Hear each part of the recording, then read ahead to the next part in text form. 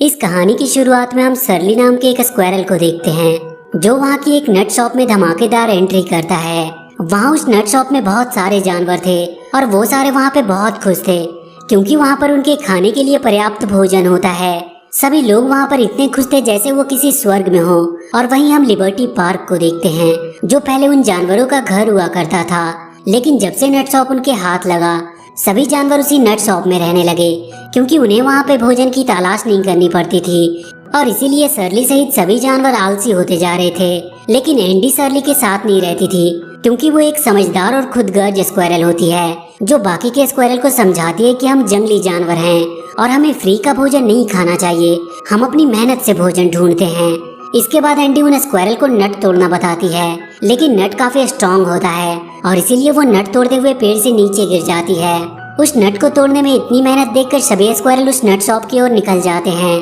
तभी वहाँ पर एंडी पहुँचती है तो सरली उसे खाने के लिए एक खास तरह की ब्राजील नट देता है, लेकिन एंडी उसे खाने से मना कर देती है क्योंकि वो नहीं चाहती थी कि सभी जानवरों की तरह वो भी आलसी हो जाए। एंडी सरली को समझाती है कि हम जानवर हैं और हम ऐसे नहीं खाते, हम खाना स्टोर करते हैं अपनी मेहनत से, लेकिन वो लोग यहाँ पर फ्री का खाकर आलसी हो गए हैं। वो सरली को वापस से पार्क में आने को कहती है और वहाँ से चली जाती है। इसके बाद हम उस शहर के मेयर को देखते हैं जो हमेशा अपनी प्रॉफिट कमाने की बात करता रहता था और इस बार उसकी नज़र लिबर्टी पार्क पर होती है क्योंकि लिबर्टी पार्क प्राइम लोकेशन पर था और उसके सही इस्तेमाल से मेयर को काफी फायदा हो सकता था।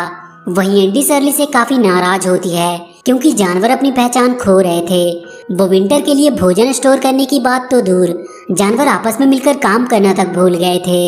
एंडी सरली को समझाती है कि ये सब हमेशा नहीं चलने वाला, एक दिन ये सब खत्म हो जाएगा। तो सरली मजाक में एंडी से कहता है कि तुम तो ऐसे कह रही हो जैसे नट शॉप अभी फट जाएगा।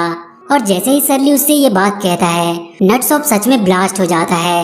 ये देखकर सभी जानवरों के पैरों तले की जमीन खिसक जाती है। नट शॉप की तबाह होने पर सभी लोग भोजन को लेकर काफी दुखी होते हैं। तो एंडी उनसे कहती है कि चिंता मत करो, हम लोग पहले की तरह खाना ढूंढेंगे। लेकिन सरली कहता है कि किसी को भी खाना ढूंढने की कोई जरूरत नहीं, वो इससे भी अच्छा नट शॉप की जगह ढूंढेगा। और ये बात कहते हुए सरली अपने दोस्त बडी के साथ नए नट शॉप की तलाश में निकल जाता है।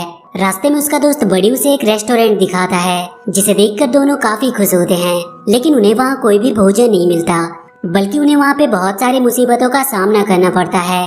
दोनों थक हार कर पार्क में जाने का डिसाइड करते हैं और अगली सुबह सरली लिबर्टी पार्क पहुँचता है जहाँ सभी जानवर सरली को देखकर काफी खुश होते हैं क्योंकि उन्हें लगता है कि सरली को खाना मिल गया होगा। लेकिन जब उन्हें पता चलता है कि सरली को खाना नहीं मिला तो सभी जानवरों में भगदड़ मच जाती है। तो एंडी उन्हें समझाकर वहीं पार्क में रहने को कहती है। वहीं वो मेयर लिबर्टी पार्क में आता है और मीडिया के सामने लिबर्टी पार्क को मेकओवर करने की बात करता है। वो उस पार्क को बदलकर लिबर्टी लैंड बनाना चाहता था। ये बात सुनकर सरली और एंडी काफी दुखी होते हैं और जब वहाँ की एक न्यूज एंकर उस मेयर से जानवरों के बारे में पूछती है तो मेयर उन जानवरों पे ज्यादा ध्यान नहीं देता क्योंकि उसे सिर्फ और सिर्फ अपना प्रॉफिट दिख रहा होता है। और बहुत जल्द वहाँ पे मेकओवर का काम शुरू हो जाता है जिससे उस पार्क के जानवर वहाँ से अपनी जान बचाकर भागने लगते हैं। तो सरली उन जानवरों को रोकता है और उन्हें इंसानों से लड़ने को कहता है ताकि वो लोग अपना घर वापस ले सके।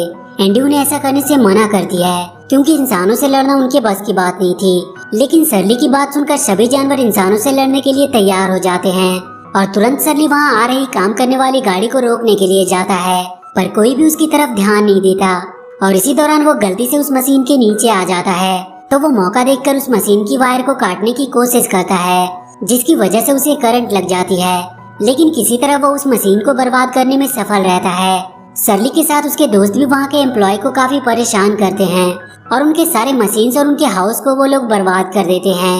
वहाँ के जानवरों से परेशान होकर सारे एम्प्लॉय वहाँ से भागने लगते हैं और जब ये बात मेयर को पता चलती है कि पार्क के जानवरों की वजह से उनका काम रुक गया है तो वो काफी गुस्सा होता है और उन जानवरों को सबक सिखाने के लिए वो कोई नई तरकीब सोचता है। इधर पार्क के सभी एम्प्लॉय को भगाकर सरली और उसके दोस्त काफी खुश हो रहे थे, लेकिन अभी भी उनके सामने भोजन की सबसे बड़ी समस्या होती है जिस बात से सरली काफी दुखी था। लेकिन एंडी उसे समझाती है कि वो सब मिलकर भोजन ढूंढ लेंगे। सरली कहीं ना कहीं उस नट शॉप को बहुत मिस कर रहा था। अगली सुबह एंडी सभी को नींद से जगाती है और वहाँ पे उनके नए जीवन की शुरुआत करने को कहती है। जब सरली उठता है तो उसे नट की खुशबू आती है और वो उसे लेने के लिए जाता है, लेकिन ये सब इंसानों का बिछाया हुआ एक जाल होता है जिसमें सरली फंस जाता है। तो एंडी सभी जानवरों को लेकर सरली के पास आती है और उसे निकालने की कोशिश करती है। वहीं मेयर का एक आदमी उस पार्क के सभी जानवरों को कैद करने के लिए बहुत सारे पिंजरे लेकर आता है और मेयर को उन जानवरों को पकड़ने की अपनी तकनीक बताता है। तभी वहाँ पे मेयर की बेटी अपने डॉगी फ्रैंकी के साथ आती है और तभी उसे वो स्क्वायरल दिखाई देता है। तो मेयर की बेटी अपने डॉगी फ्रैंकी को उन्हें पकड़ने के लिए भेजती है। इधर एंडी किसी तरह सरली को उस पिंजरे से बाहर निकाल देती है, पर तभी एंडी को एक अजीब सी आवाज सुनाई देती है। ये आवाज किसी और की नहीं बल्कि फ्रैंकी के आने की होती है। और जब वो लोग फ्रैंकी को अपनी ओर आते हुए देखते हैं तो वहाँ से भागने लगते हैं। लेकिन जब फ्रैंकी प्रीसियस को देखता है तो उसे उससे प्यार हो जाता है और इसी मौके का फायदा उठाकर प्रीसियस फ्रैंकी को अपनी बातों में उलझाने लगती है। लेकिन तभी वहाँ मेयर की बेटी आ जाती है जो फ्रैंकी के साथ प्रीसियस को देखकर काफी खुश होती है और उन दोनों को पकड़कर वहाँ से ले जाती है। इस पर शर्ली प्रीसियस को बचाने के लिए उसके पीछे जाता है, लेकिन तभी वो देखता है कि वहाँ पर बहुत बड़ी बड़ी मशीनें आ रही है जो उस पार्क को तबाह करने के लिए होती है। इसीलिए वो जल्दी से जाकर एंडी को ये बात बताता है।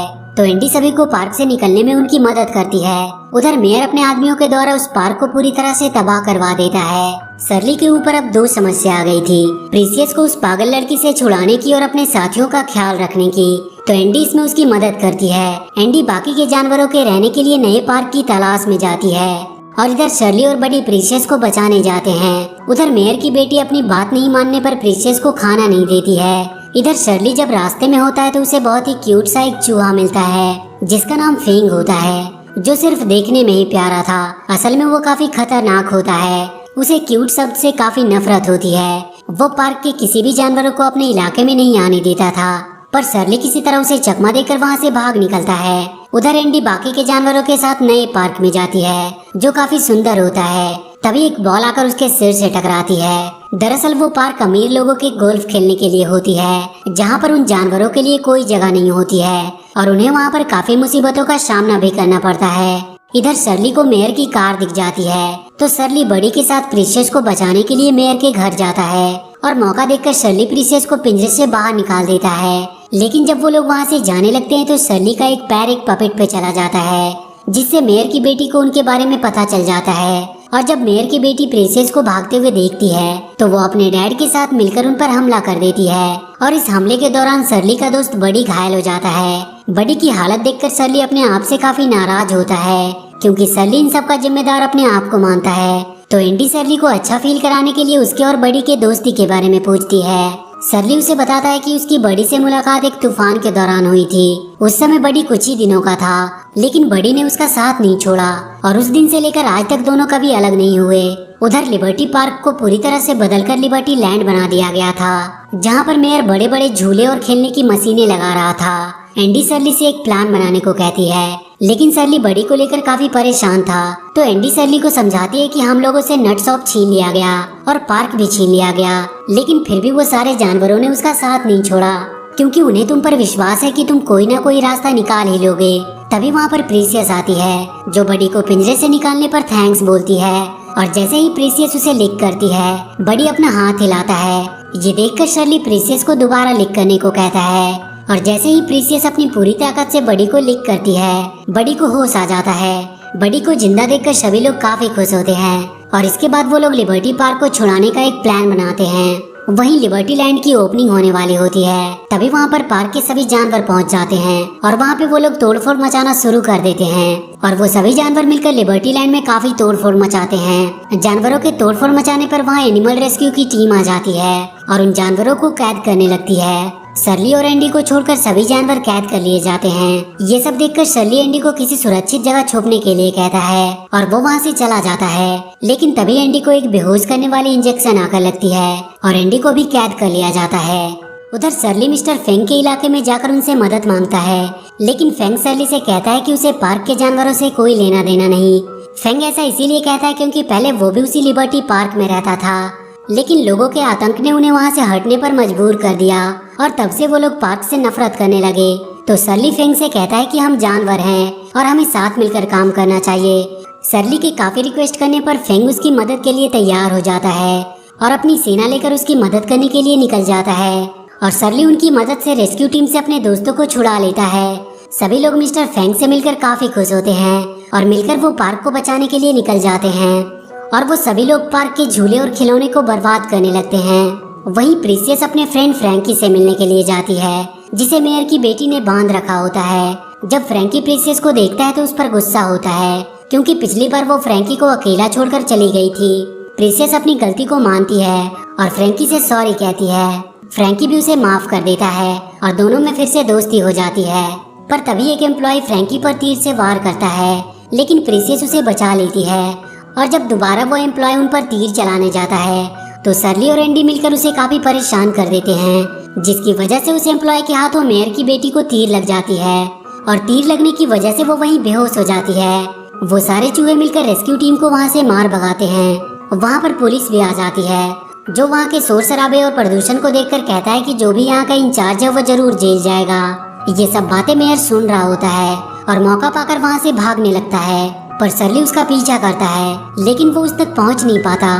तो उसका दोस्त बड़ी उसे लेकर एक ट्रेन पे जाता है और उसकी मदद से सरली को मेयर के पास पहुँचा देता है। सरली वहाँ पे मेयर को काफी परेशान करता है और उसे ऊपर से नीचे गिरा देता है, लेकिन मेयर एक सेफ जगह पे गिरता है, जिससे उसकी जान बच जाती है। लेकिन तभी वहाँ उस पर वो चूहे हमला कर देते हैं और जैसे ही मेयर वहाँ से बचकर भागने की कोशिश करता है, वहाँ पर पुलिस आ जाती है और मेयर को गिरफ्तार कर लेती है और उस लिबर्टी लैंड को भी बंद कर दिया जाता है। इस बात से सभी जानवर काफी खुश होते हैं और वो वहाँ के सभी चीजों को बर्बाद कर देते हैं और धीरे धीरे उस लिबर्टी लैंड का नामो निशान मिट जाता है और एक बार फिर से वहाँ पर पार्क बन जाता है, जहाँ पर सभी जानवर मिलकर एक साथ बड़े ही खुशी से रहने लगते हैं। और इसी के साथ ये मूवी यहीं पर खत्म हो जाती है।